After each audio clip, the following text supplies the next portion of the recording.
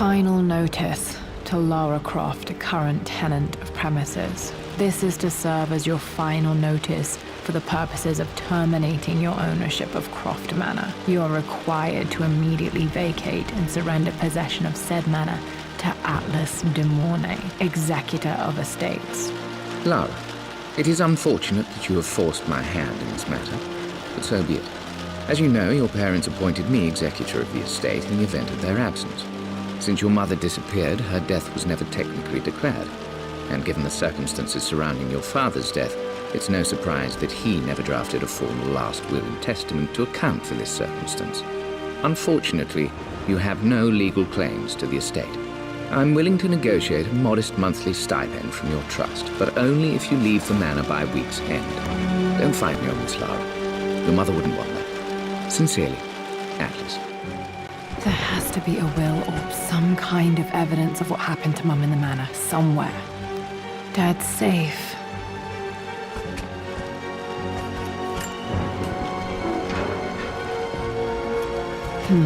Needs a combination. It's got to be in Dad's papers somewhere. Maybe in the library. My birthday crown. I was so proud of that thing. That's my handwriting. My penmanship was pretty good.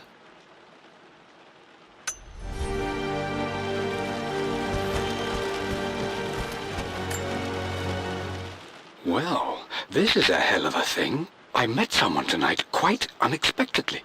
But it shouldn't have been, it seems. I've been so buried in my work, so distracted by my latest revelations, I never bothered to notice my surroundings. But there she was, sitting at my table in the library. Her name is Amelia. And apparently she's been studying right next to me. Art history, of all things. I shared some of my research against my better judgment, but I wanted to see how she would respond, and she did not disappoint. I felt as if I was suddenly engaged in a mental game of chess, moving and counter-moving in argument. At one point, that poor old librarian had to shush us as if we were children. I feel so foolish for not having noticed her earlier. She's a brilliant woman who's challenged my ideas for the first time in memory. In truth, I don't know if she's feeling as exhilarated as I am right now, but I dare say our conversation was mutually stimulating. For the first time in a long time, I find myself thinking about something else besides my research. I hope she returns for another round tomorrow. My parents made a good team, challenging each other from the start. Dad would have liked me to go to Oxford, but I insisted on UCL. Yep, looks real. Roth once offered to forge me a fake diploma to show Dad.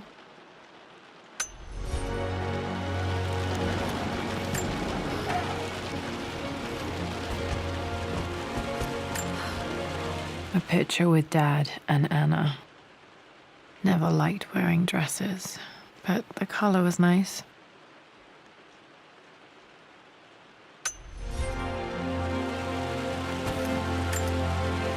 This is probably my grandfather, Benjamin.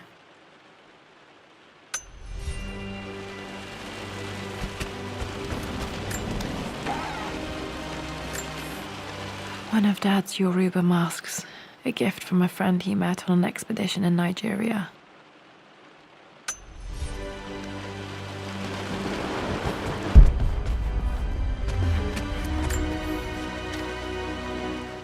I finally introduced Richard to the family.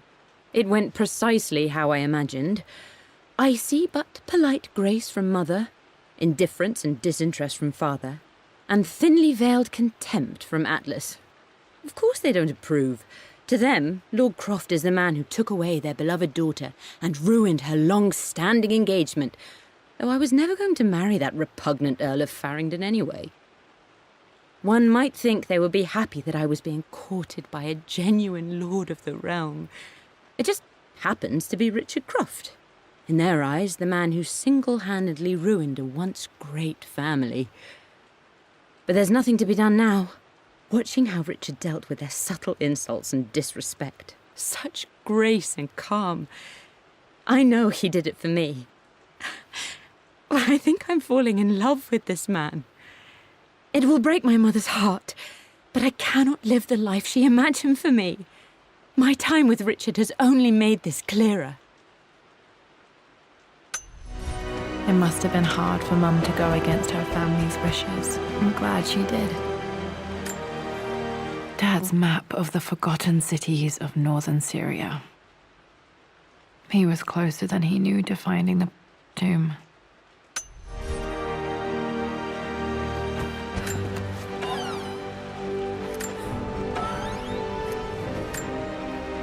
Dad's book about immortality myths might be useful in my research.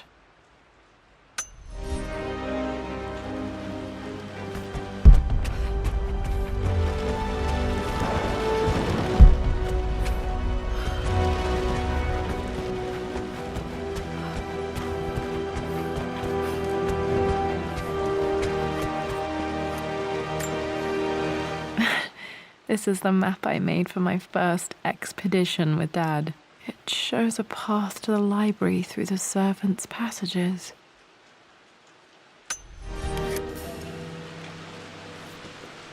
Wait, I can get to the library through the old servants' corridor. Dad's artifacts from the Nile Valley. I always loved looking at these. Dad became interested in immortality myths after his expeditions to Egypt. The door to the library. Locked. There's got to be another way through. Too dark. Going to need a flashlight.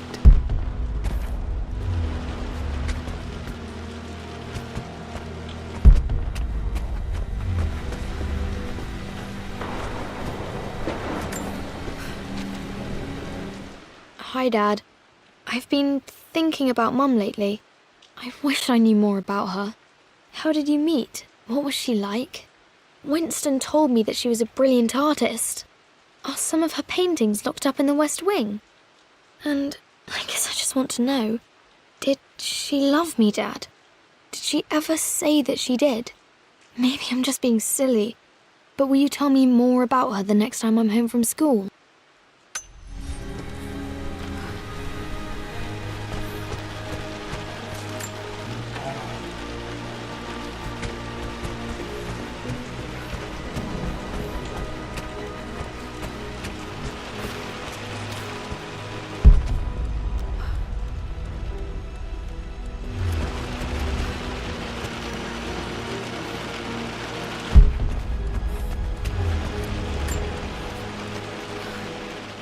Lara, I've reviewed the report from your therapist.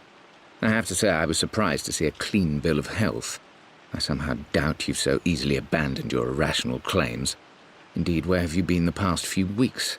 My secretary discovered that you booked a flight to Turkey on the 20th. You can't have been simply sightseeing, as your customs claims suggest. I know you're up to something, and I'll be damned if I let you use the Croft assets to indulge the same obsession that led to my sister's death. It's not too late to relinquish your claims on the manor voluntarily. If you refuse, I will find a way to cut you off. Sincerely, Atlas.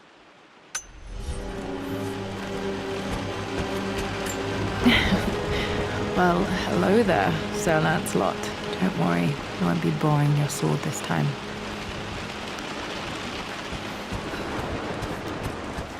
The Grand Hall. Always loved playing in here as a kid.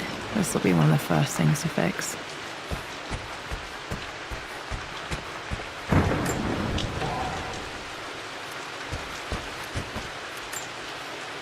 A phoenix figurine. I bet this appealed to Dad's idea of immortality, of rising from the ashes and being born anew.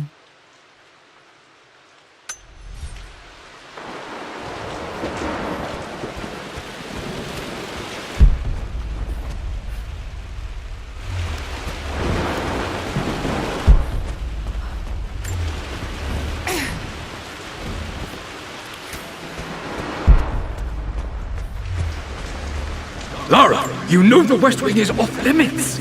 I'm sorry, I just Locked. wanted to see... Need a key to open this. Was Mum's room in here? Just stay out of there, darling. Dad was always so protective of the West Wing.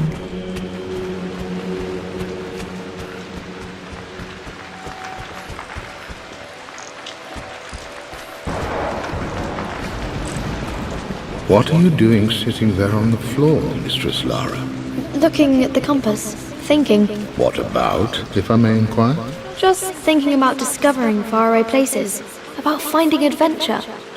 I'm sure you will, my lady. You've the soul of an explorer. But don't grow up too fast.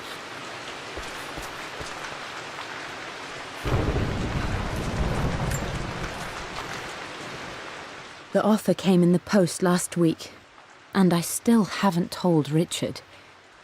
He flew ahead to Tibet, where I will meet him shortly. I never told him I was submitting my work. Never thought there was a chance of being accepted. Oh, but a gallery tour is not something I can pass up. The show will take me away from England for over a year. I'll begin in New York and travel across the United States and, oh, God, I'm giddy even writing these words. When Richard and I were married, I was prepared to relegate my painting to a hobby, but it was Richard who objected, who gave me my atelier and studio. Without that support, I might still be painting boring landscapes. Now I can't shake the foolish sensation that leaving would be a betrayal. He will laugh at that and insist I accept, even though I know it will break his heart to be apart. He never once asked me to sacrifice any part of my life for his. I have, of course, in 1,000 small ways over the years, but he would never ask. The discussion can wait, and I will join him in Tibet. I won't cast a shadow over his find. I will be by his side in his triumph, as I know he will stand by my side, in time.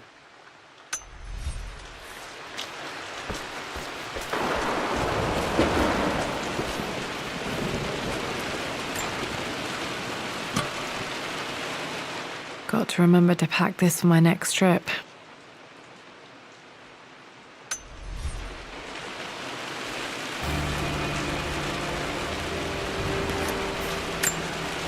Should be able to explore the dark now. Hey, Jonah. Sorry for not getting back to you sooner. I've decided to do some research at the manor. A lot has happened, and I need some time to think about what I want to do next. This old place is filled with memories and secrets. Uncle Atlas has tried to keep me out of here for so long I don't even know if I want to keep it. But after everything that's happened, maybe I can find out what it still means to me. If it's worth fighting him for, I'll let you know how things worked out when I'm back in London.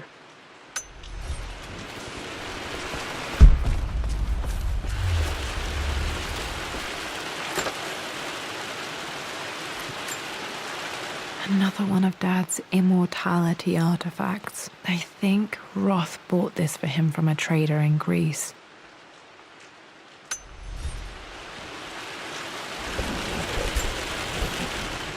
Lara, since your return from your expedition to Yamatai, I've grown increasingly alarmed at your erratic behavior. I can only assume you suffered some kind of psychological trauma and are only acting out as a call for help. I want you to know that I hear you, loud and clear. Anna and I agree that it's time for you to be evaluated by a professional. I took the liberty of arranging an introduction to a highly qualified colleague of mine. You should be receiving the details in the post soon. I want to impress upon you the importance of this, Lara. As executor of the estate, it is my duty to see that it is left in capable hands. And if I may be blunt, you're acting like your father when he was at his worst. He nearly lost the manor himself in those days. I'd hate for you to repeat his mistakes. I encourage you to embrace the help I'm offering. Sincerely, your uncle.